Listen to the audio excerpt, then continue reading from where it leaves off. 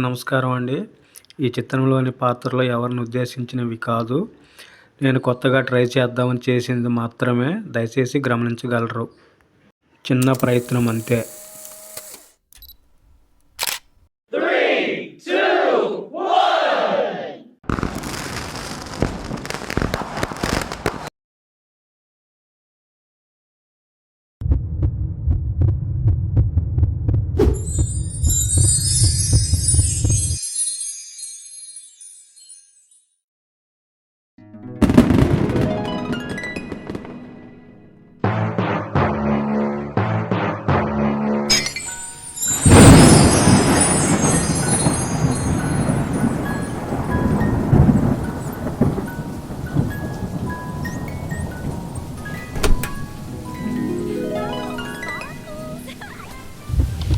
కథ శివ మనిషి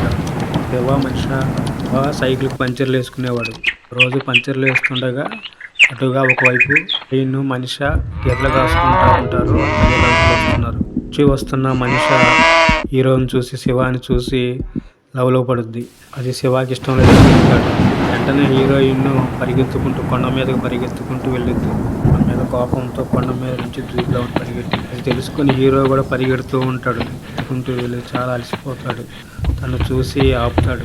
ఎక్కేసి అలా పరిగెత్తి ఒకసారి వాటేసుకుంటాడు. ఏమైంది, ఎందుకు ఇలా చేసావు, ఏమైంది? అప్పుడు మనిషి అంటది, నువ్వు నన్ను ఇష్టం లేదన్నావు కదా, అందుకనే చచ్చిపోదాని వచ్చాను. ఇప్పుడు హీరో శివ, పిచ్చిదానా, ఐ లవ్ యూ, నువ్వంటే నాకు చాలా ఇష్టం, సరదాగా అన్నాను మాత్రం, అంతే. ఈ విషయం వాళ్ళ నాన్నకి తెలిసింది. పాలు మొత్తం కింద పారబోసి చాలా కోపంగా వెళ్ళిపోతాడు. ఈ కోపంలో పెద్ద మనిషిని పిలిపిస్తాడు. ఇటువైపు బంధువులు కొట్టుకుంటారు. లేదు నేను రెడీ, చాలా ఇదిగా కొట్టుకుంటారు. ఇంతలోకి పెద్ద మనుషులు తెలిసిద్ది ఈ విషయం. మనుషుల్ని వీళ్ళ ద్వారాగా వాళ్ళని పంచాయతీకి పిలిపిస్తాడు.